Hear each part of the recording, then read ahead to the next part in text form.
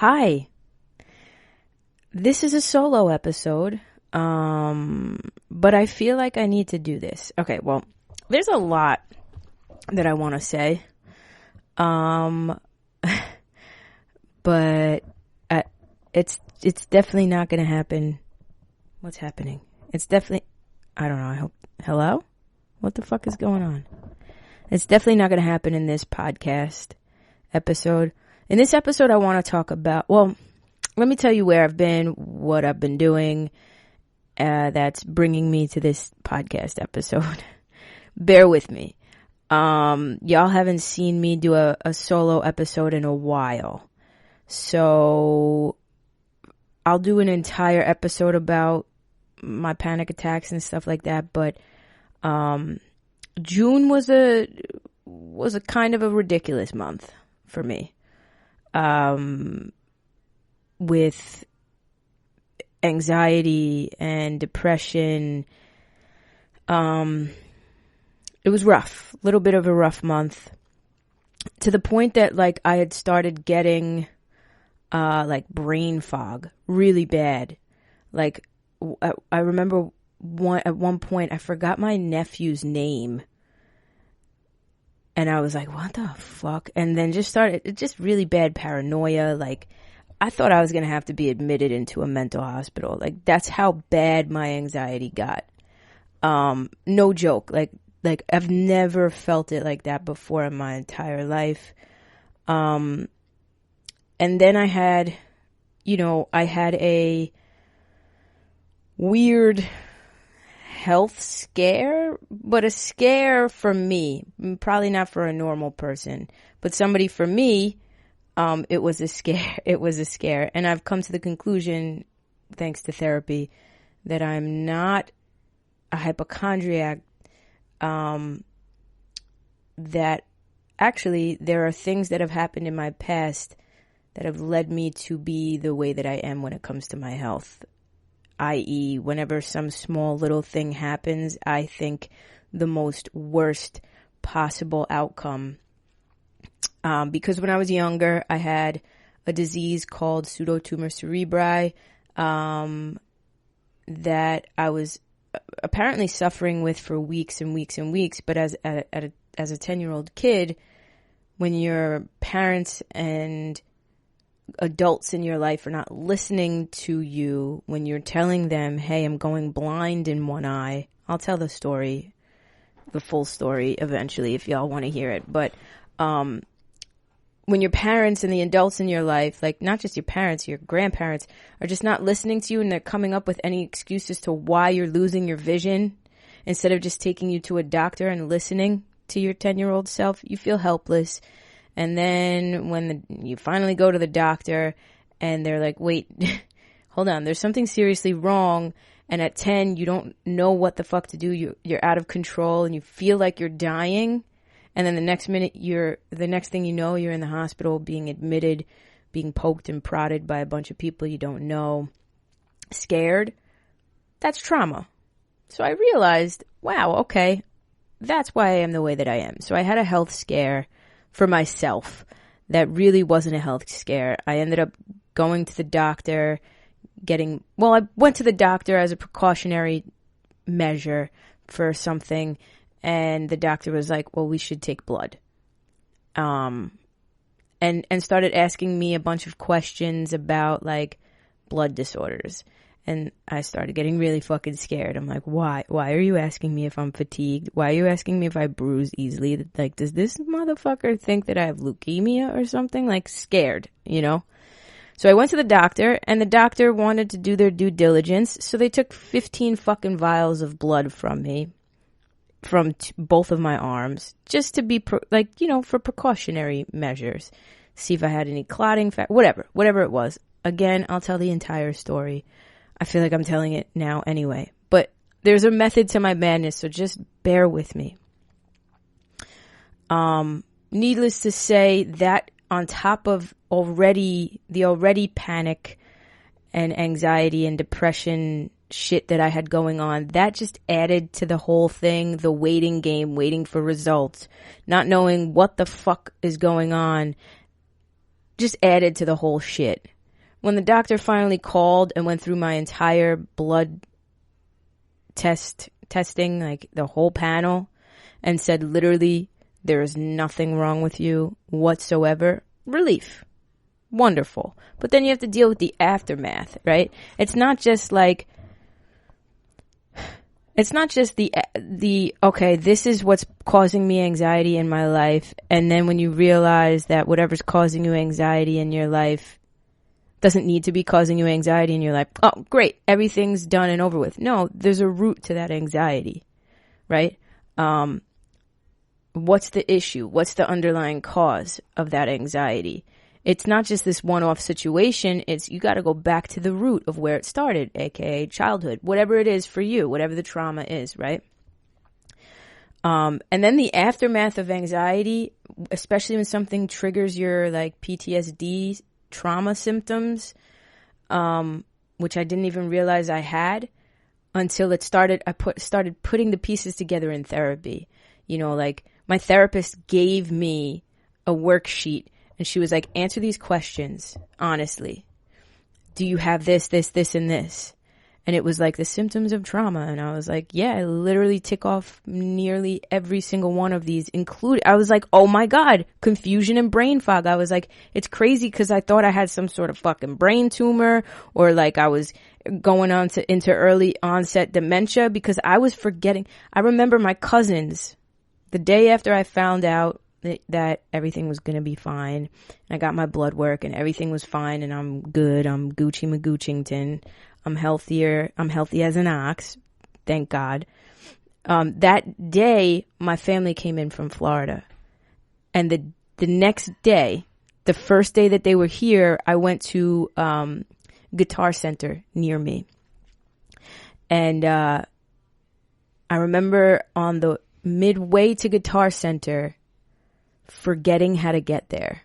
And I'd been there so many fucking times. I used to visit my dad there nearly every fucking week to go play the drums with him, you know, and I forgot how to get there.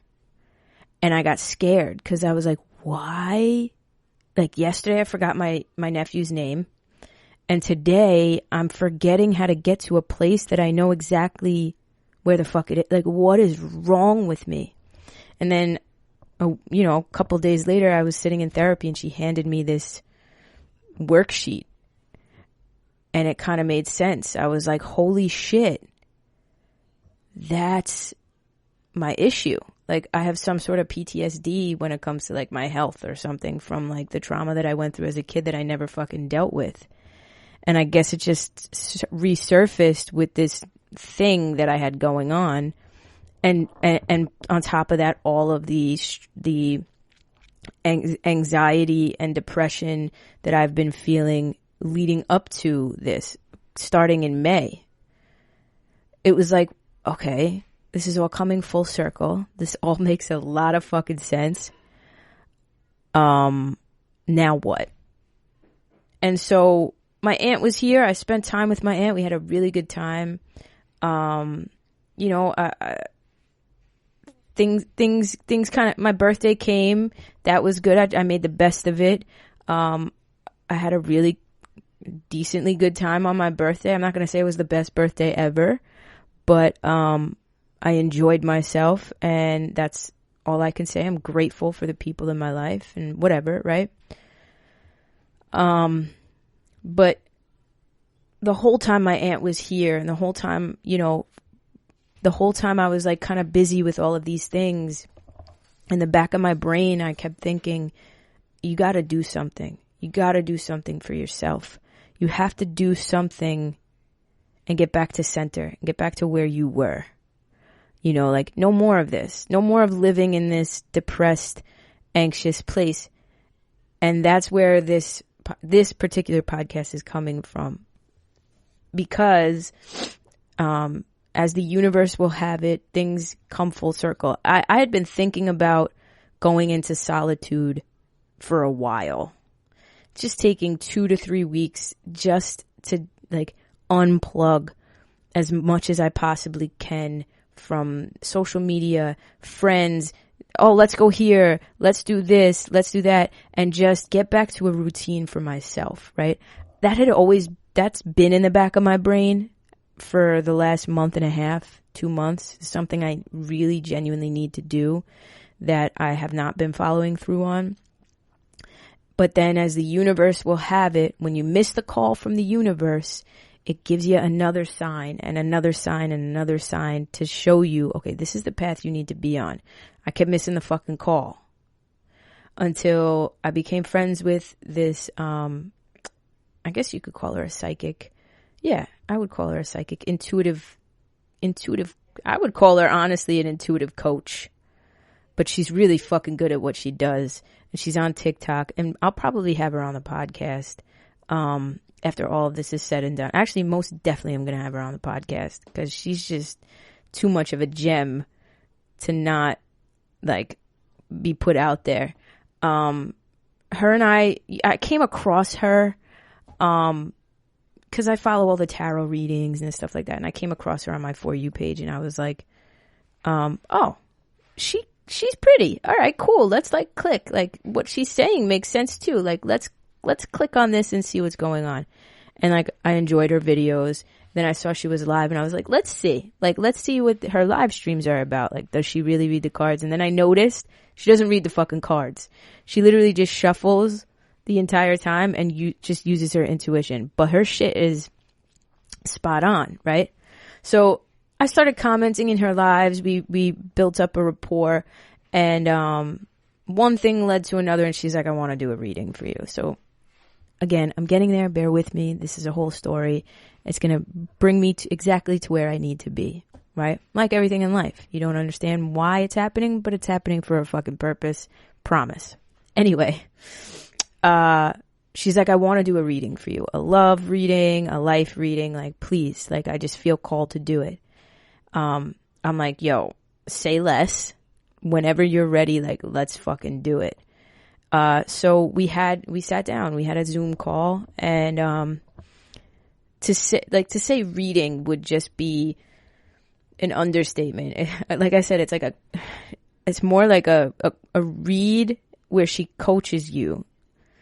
And like, at least for me, it was like a spot on reading where she sits there and is completely spot on, digs deep into like the crux of what is going on in your life. And then literally tells you, at least for me, like, okay, this is what you need to do to get back into alignment for yourself.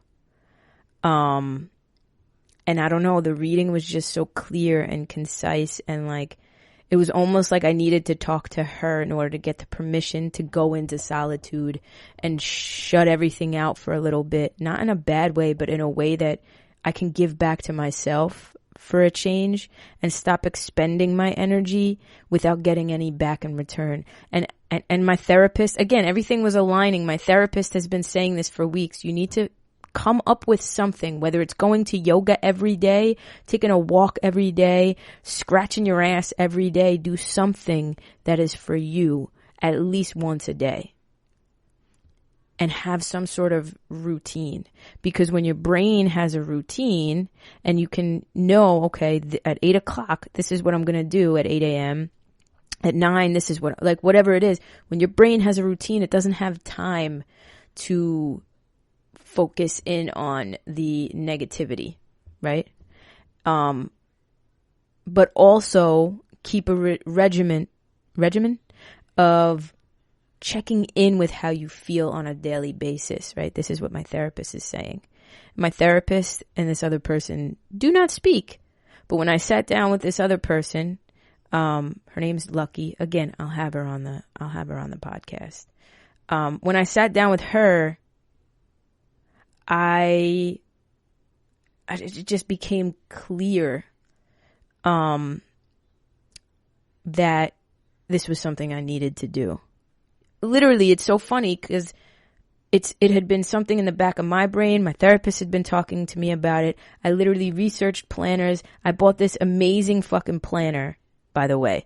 If you're struggling with organization and you're struggling with needing to be organized, this planner, I'm going to link below. This is a fucking game changer. Genuinely. It's funny because I go to Barnes and Noble a lot just to kind of, that's like my place, you know, like that, you know, like, how a lumberjack's place is probably Home Depot. Like he loves to just go. My place is I was going to say Home Depot. My place is Barnes and Noble, right? That's like my sanctuary where I can go and just like look at all the books, even if I don't buy anything. And I found this planner in Barnes and Noble and it was $24. And I was like, fuck that. Let me check on Amazon. And I checked on Amazon and it was 14 or 13. And I was like, bye, see you later. And I bought it and I'm so happy I did. So anyway, again, I'll leave that in the description too. What I'm trying to say is everything was aligning, like literally in my life. Intuitively, I felt it, but then I had this meeting and she was like, listen, I think it was on a Thursday. She was like, take the weekend, have your last hurrah, but then do what you need to do for yourself. And so I was like, hey, all right. Like she kind of gave me that permission to just do it. And she also gave me a book to read. It's called Untamed by Glennon Doyle. And I started reading it. And, that's why I wanted to kind of do this episode, because one of the chapters in the book really, really hit home for me at the very least, because it's one thing to get into a mindset for yourself, a positive mindset where you're speaking correctly to yourself. You're telling yourself all the things that you need to tell yourself. You're in this place of like, you know, alignment, manifesting great things, not focusing on the negativity, not focusing on the past, not worried about the future, just present and still in the now. It's all wonderful to be there. But I think one piece for ourselves as a society that we fail to realize is that, just because you're there doesn't mean negative feelings and thoughts don't come. And when they do come, instead of trying to push them down or distract yourself from them, that's what we've been conditioned to do, is just distract ourselves from the negativity. We need to be feeling those feelings. When you have to cry, cry. When you want to scream, scream. When you want to punch something, hopefully it's a punching bag and not a wall. I don't recommend doing that. But like when you are feeling it, we need permission to feel these things. You know, there's a chapter in the book where she's saying, you know, like I don't want to give too much away, but she's basically saying like she had to be given permission to feel. You know, we're only given permission to feel happy in life. And if you're feeling sad or hopeless or upset or lost, if you're feeling any of those negative things, it's like, well, we need to fix that. No. Our only job in life is to feel everything to the best of our ability. The key is not to not feeling negative shit. It's to feeling it and releasing it. And again, The Untethered Soul, another book that I was reading on my own that was recommended by, that was recommended by Dina from The Apothecary. That book literally talks about it too. The book is all about how, you know, being in a place of enlightenment doesn't mean you never have a negative experience. You never have negative thoughts or you never have anxiety. Well, no, it is about not having anxiety, because anxiety is stored negativity.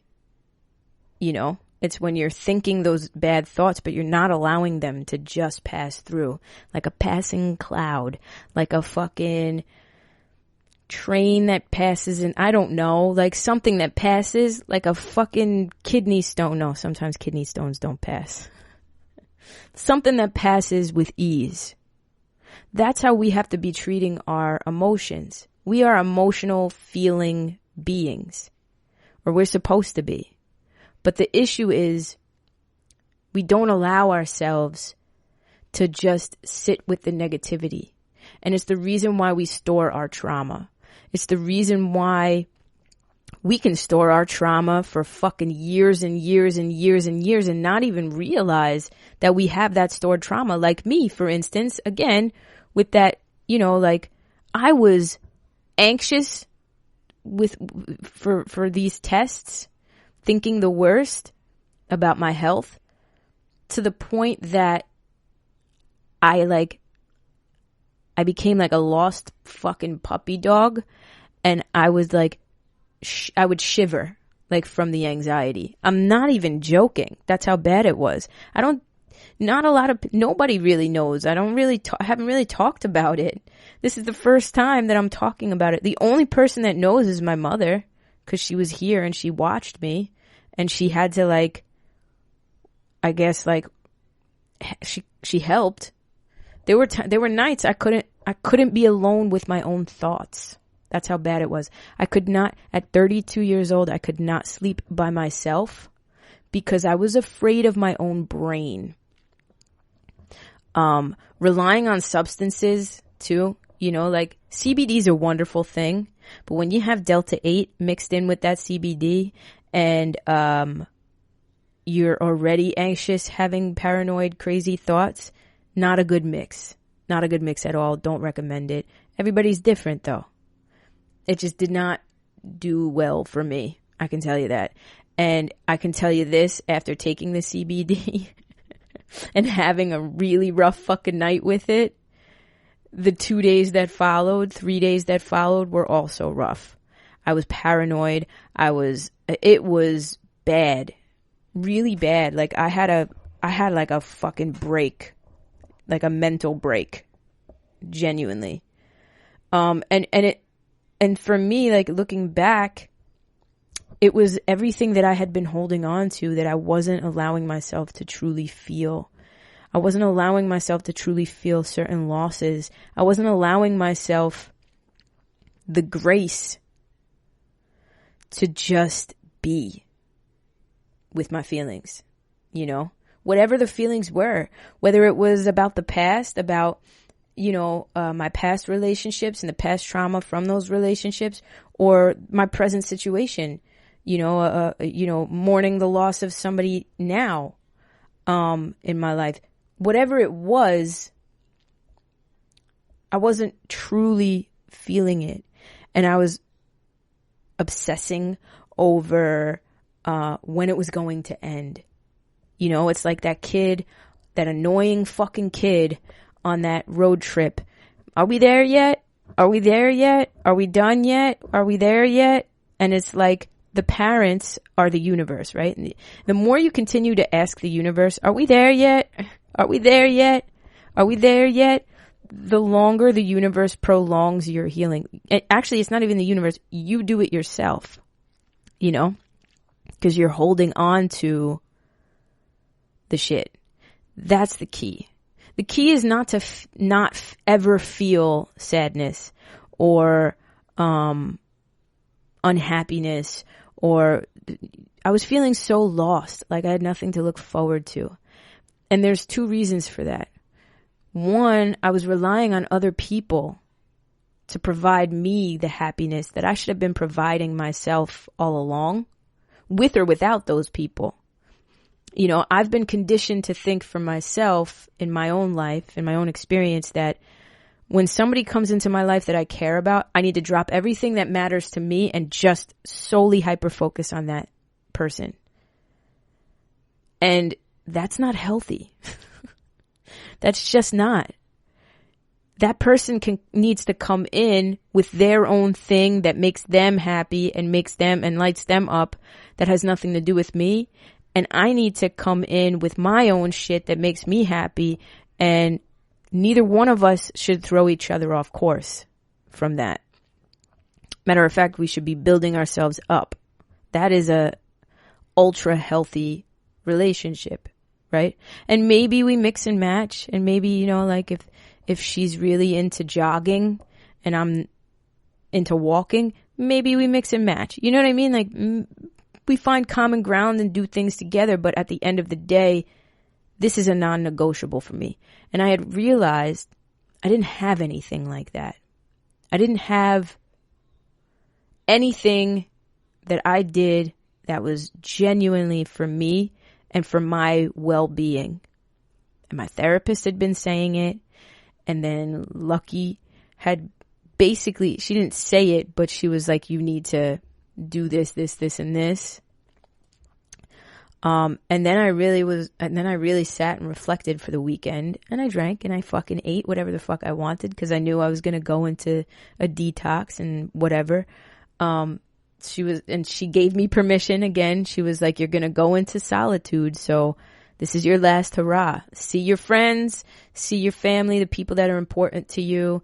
And then for the next 2 to 3 weeks, it's all about you and your healing, your true, genuine healing, not just healing from one specific thing. It's like healing from the past traumas, recognizing patterns in relationships, in every relationship. What are the patterns for me with this, in this relationship, to this one, to this one, to this one? Recognizing that, figuring out where the fuck it comes from, and then dismantling it. It's like the cocoon that you need to go into in order to come back out the butterfly, right? And I'll probably post this, I don't know. Maybe I'll post this while in the solitude. I don't know. I'm going to do it when I feel called to do it because, you know, there's a piece of me that wants to move in silence and do this in silence. So if you're watching this, you're probably watching this after my solitude. But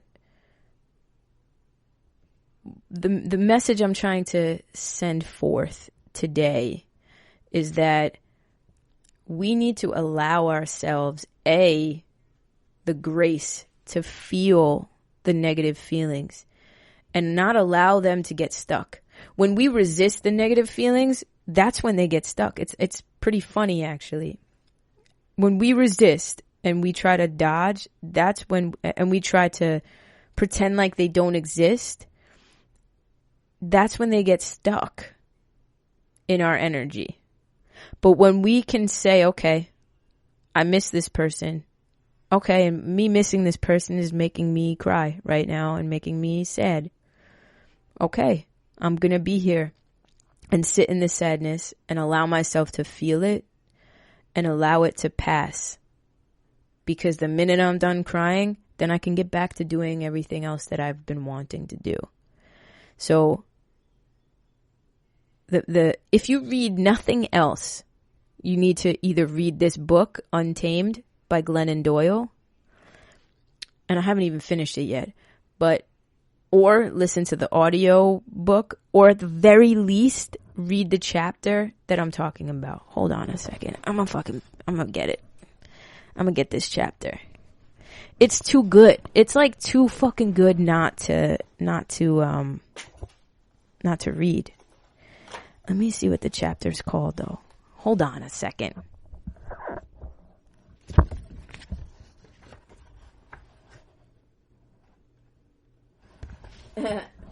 The chapter's literally called Feel. I'm sure you could like fucking find a PDF version of the chapter. It's literally called Feel, and it's probably like 2 pages long. The chapters are small. The book is very digestible. You know, it's like made that way. At least I feel like it's made that way because I don't know. It's like little snippets of her life that have taught her lessons, but it's all rolled into this one book that is one big lesson. And the big lesson is live your truth. I can definitely see that is the big lesson. Untamed. Let the beast within out, the beast that society's been telling you need to keep under wraps, the animal within, like, let it out. That's the whole message of the book. But there are sub messages and sub lessons that are just equally as important that lead up to that big umbrella message. And the one that really hit home for me, at least right now, was feel. That's the chapter. And it's about allowing yourself. It was just an eye-opening moment to read, because it's just allowing yourself to feel, like giving yourself permission to feel. You're human, right? We are all human. We're not going to be happy 100% of the time. We can't. It's impossible. Life happens outside of us. Little things, big things. You lose a friend, you lose a loved one, however, whatever that means to you. Your fucking niece tells you you're not her favorite anymore. Whatever it is, which, by the way, that has never happened and it will never happen. But, whatever it is, things happen to us. Somebody cuts you off on the road and it pisses you off, We have to allow ourselves to feel, not react. There's a difference. Sometimes we think like, well, if I feel, then I'm going to punch this person. No. Feel. Well, to me, anger is not an emotion. Anger is a mask. In my opinion, we'll get into that if you really want to get into that. That's a topic for another time. But for me, anger is a mask to mask hurt, right? Because we're also conditioned to, again, it's full circle. We're conditioned to not feel sad. If you're sad, you're weak. That's the world we live in. If you're sad, you're a weakling. If that hurt you, if that upset you, and you're sad about it, you're a weak bitch. So instead of sadness, we mask that sadness with anger. Right? And you can trace your anger back. Oh, I'm angry because when I was a kid, I was molested by my favorite uncle. Well, realistically, you're sad and deep, like that's like a deep sadness that nobody was there to save you, that your uncle could,